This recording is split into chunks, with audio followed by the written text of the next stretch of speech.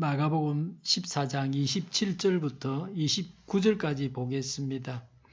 예수께서 제자들에게 말씀하셨다. 너희가 모두 걸려서 넘어질 것이다. 성경에 기록하기를 내가 목자를 칠 것이니 양떼가 흩어질 것이다 하였기 때문이다. 그러나 내가 살아난 뒤에 너희보다 먼저 갈릴리로 갈 것이다. 베드로가 예수께 말하였다. 모두가 걸려 넘어질지라도 나는 그렇지 않을 것입니다. 아멘. 예수님과 베드로의 우겨기 시합을 봅니다.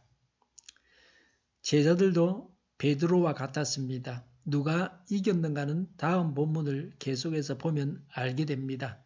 하나님과 사람의 대결입니다. 지혜로운 자는 누가 이겼는지 쉽게 답할 수 있습니다. 27절과 28절에 예수께서 제자들에게 하신 말씀입니다. 너희가 모두 걸려서 넘어질 것이다. 성경에 기록하기를 내가 목자를 칠 것이니 양떼가 흩어질 것이다 하였기 때문이다. 그러나 내가 살아난 뒤에 너희보다 먼저 갈릴리로 갈 것이다 라고 하셨습니다. 하나님의 말씀이 이루어졌습니다. 스가랴 13장 7절의 성취입니다. 예수님께서 오시기 전에 구약 성경에 기록된 말씀이 이루어졌습니다. 예수님에 관한 예언의 말씀이 이루어진 것입니다. 예수님은 일생을 성경을 따라서 사셨습니다. 구약 성경에 예언된 대로 예수님은 출생하셨습니다. 이집트로 피난 가셨습니다. 제자들을 가르치셨습니다. 많은 사람들의 병을 고쳐주시고 하나님 나라 복음을 전해서 예수님을 믿어서 구원받게 하셨습니다. 십자가에 달려 죽임을 당하셨습니다. 제자들이 예수님을 따라 죽는 것이 아니라 다 도망갔습니다. 이 모든 것이 구약 성경에 예언된 바였습니다. 지금도 성경은 이루어집니다. 그래서 우리가 성경을 눈여겨봅니다. 성경은 예나 지금이나 변하지 않습니다.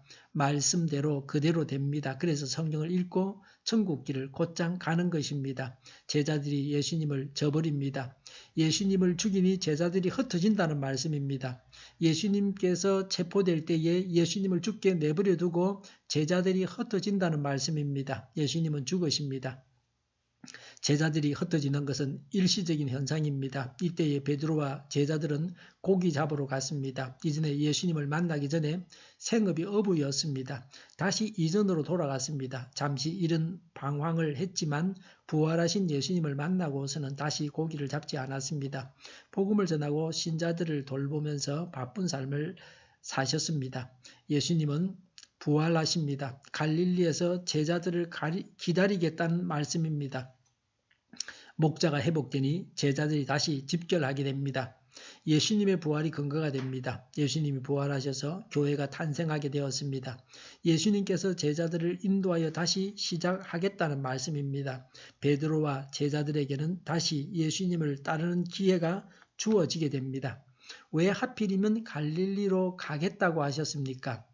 첫 번째, 예수님과 제자들의 고향이 갈릴리입니다. 두 번째는 제자들을 부른 곳이 갈릴리입니다. 세 번째는 생전에 주로 갈릴리에서 활동하셨습니다. 네 번째, 많은 동조자들이 갈릴리에 있었습니다. 다섯 번째, 예루살렘과 멀어서 유대 지도자로부터 영향을 받지 않는 안전한 곳이었습니다. 그래서 새 출발을 하기 위한 장소로 갈릴리가 선택되었습니다. 예수님의 말씀에 대한 베드로의 주장입니다. 예수님의 말씀에 대해서 베드로가 답하라고 그렇게 말씀하신 것은 아니었지만 베드로가 자기 의견을 말했습니다. 베드로는 생각을 마음에 담고 있지 못하고 말로 해서 내뱉어야 하는 성격의 사람이었습니다. 29절에 모두가 걸려 넘어질지라도 나는 그렇지 않을 것입니다 라고 했습니다. 베드로의 인간적인 열정이 잘 나타나 있습니다. 베드로는 자신은 다른 제자들보다 예수님을 더 사랑한다는 자신만만함이 있었습니다. 자기는 남하고 다르다는 것을 강조하고 있습니다. 인간적인 척도로 타인과 비교했습니다. 인간의 예측은 빗나가게 되어 있습니다. 부활하신 예수님을 만났을 때 베드로는 남과 비교하지 않고 자신이 예수님을 사랑한다고 고백했습니다. 남과 비교하지 않는 것이 좋습니다. 극한 상황에서 사람은 다 곁길로 갑니다. 죄를 짓습니다. 실수합니다. 허물이 있습니다. 베드로는 성령님의 도우심을 의지하지 않았습니다. 신앙의 절개는 인간의 의지로 지키는 것이 아닙니다. 하나님의 도우시는 능력으로 가능합니다. 자기에 대한 신뢰가 강하고 자기 확신이 강했습니다. 인간적인 자신감은 철저하게 깨어지는 것이 하나님의 뜻입니다. 그래서 이후에 예수님이 잡히시게 되는데 예수님께서 잡히시기 전에 기도하라고 해도 베드로는 기도하지 않습니다. 자신만만했기 때문입니다.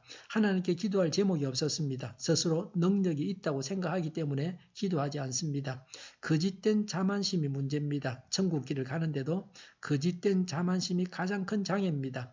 나 자신과 사람을 믿지 말고 예수님을 믿고 예수님의 부활을 믿고 하나님의 능력을 믿고 성경 말씀을 따라서 천국 길을 곧장 가야 합니다. 기도하겠습니다. 사람을 믿지 않고 하나님을 믿고 또 성령을 믿고 천국 길을 곧장 가게 하여 주시옵소서. 우리 동일교회가 만군은집하게 하여 주시옵소서. 오늘도 밤에 있을 기도회를 주장하여 주시옵소서. 교회라고 하는 말걸음을 주장하시고 악한 마귀가 틈타지 못하게 하여 주시옵소서. 예수 이름으로 명하노니 모든 병만은 물러가고 몸의 모든 부분들은 온전하게 될지어다. 신유의 기적을 베푸셔서 지금도 저희의 질병을 고쳐 주시옵소서. 저희와 교회와 이 나라의 민족을 불쌍히 여겨 주시옵소서. 독재 정권이 무너지고 적화 통일이 되지 않고 평화 통일을 이루게 하여 주시옵소서. 전쟁 위험이 사라지게 하시며 핵으로 무장하게 하여 주시옵소서. 신앙의 자유를 늘 누리며 살게 하여 주시옵소서. 하나님을 대적하는 색들이 바로 망하게 하여 주시옵소서. 국회와 정부가 하나님이 기뻐하시는 법만을 만들게 하시며 반성경쟁이 모든 법과 영과 내규가 지구상에서 즉시 철폐되게 하여 주시옵소서. 대통령이 통치를 잘하게 하시며 지진이 일어나지 않게 하시며 출산율이 올라가게 하여 주시옵소서. 자녀를 낳고 살만한 건전한 성적으로 건전한 나라가 되게 하여 주시옵소서. 나쁜 임금법이 폐기되게 하여 주시옵소서. 에너지 정책 또 재활용금 정책을 제대로 세워서 집행하게 하여 주시옵소서. 늘 맑은 공기를 마실 수 있게 하여 주시옵소서. 오늘도 성령님을 따라서 차고 넘치는 삶, 복된 삶을 살게 하여 주시옵소서. 감사와 찬양을 주님께 돌려드리며 예수님의 이름으로 기도하옵나이다. 아멘.